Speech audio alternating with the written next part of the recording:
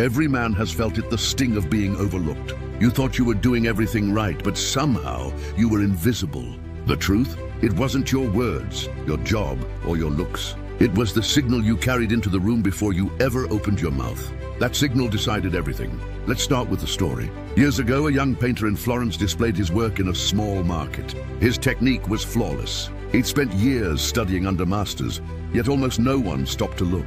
Just across the street, another artist sold rough, imperfect sketches. Strangers crowded around his stall, drawn in like moths to flame. The young painter was furious. "Why him?" he thought. "My work is better."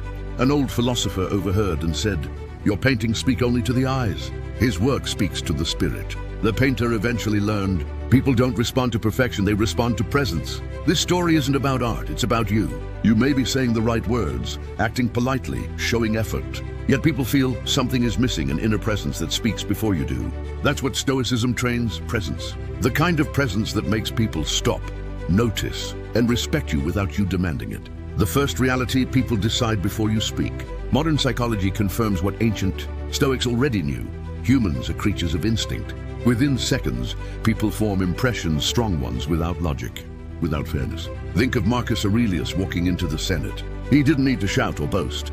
His composure did the speaking. He was respected not because of his title alone, but because he carried himself as if nothing outside of virtue could shake him.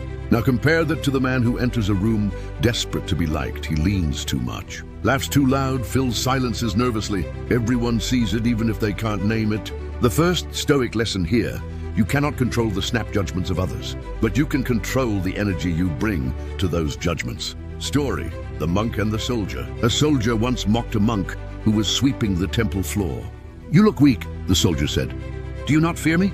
The monk looked up calmly and replied, "You have power over my body, but not over my peace." The soldier left unsettled. He came to intimidate, but walked away, questioning his own strength. That's presence. Calmness, not aggression. Stillness, not noise. The kind of energy people can't quite categorize, but they feel it deep down. Why effort often backfires? Let's address something many men never realize. Trying harder often makes things worse. If you try too hard to be funny, it feels forced. If you give gifts too soon, it feels transactional. If you text constantly, it feels like pressure. Seneca wrote, "He who is everywhere is nowhere." If your energy is scattered outward, begging for recognition, you dissolve your impact. But when you hold back, when you don't rush, you create space. Space is where curiosity and attraction grow. 3 archetypes of energy. Forget the old categories of friend, provider, lover. Let's frame this the Stoic way. 1. The echo. He mirrors others, laughs when they laugh, agrees with every opinion. He blends so well that he disappears. 2. The stone. He shuts down, avoids risk, stays silent, not from power but from fear.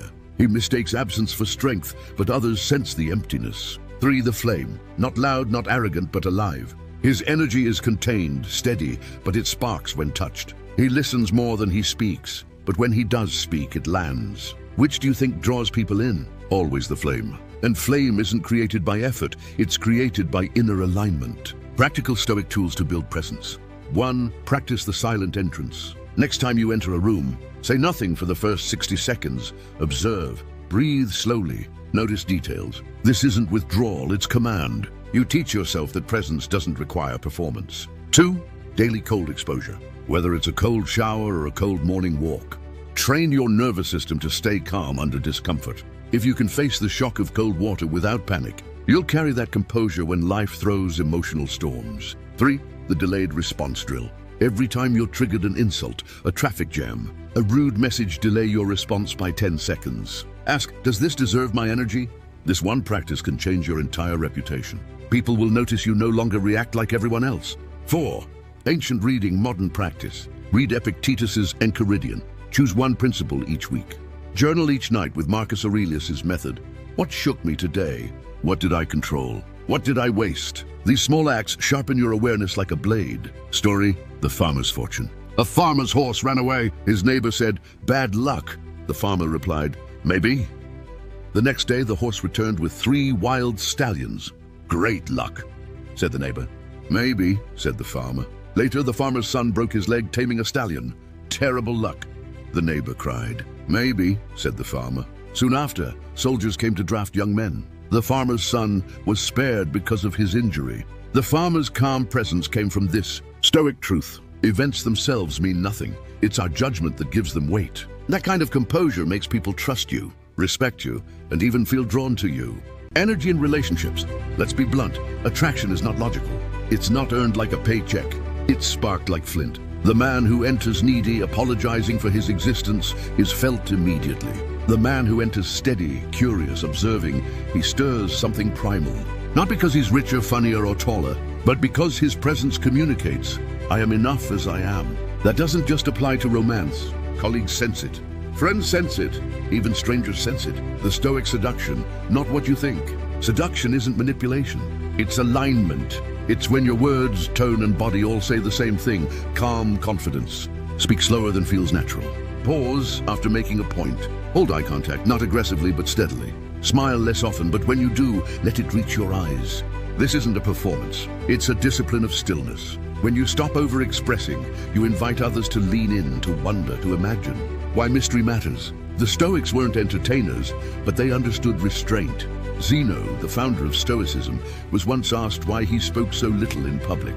He said, "We have 2 ears and 1 mouth, so we may listen twice as much as we speak." Restraint builds mystery. And mystery is not deception, it's space. Space for others to project curiosity, to feel tension, to want to know more. The challenge for you. Here's what I want you to do this week. Day 1-3, enter every room silently for 60 seconds. Observe, breathe, own the space without needing to fill it. Day 4-6, journal each night. Where did I waste energy today? Where did I hold composure? Day 7, engage in one conversation, practicing pauses. Say less, but with more weight. Notice how others lean in. Do this for 7 days. Watch how people's perception of you shifts. Final reflection. The world is noisy. Men shout for attention, perform for approval, chase endlessly. But the Stoic man doesn't chase. He becomes the gravity. He lives in alignment with his values, unmoved by chaos, calm under pressure. And because he doesn't need attention, he gets it. Because he doesn't beg for respect, he commands it. Because he doesn't chase connection, connection seeks him.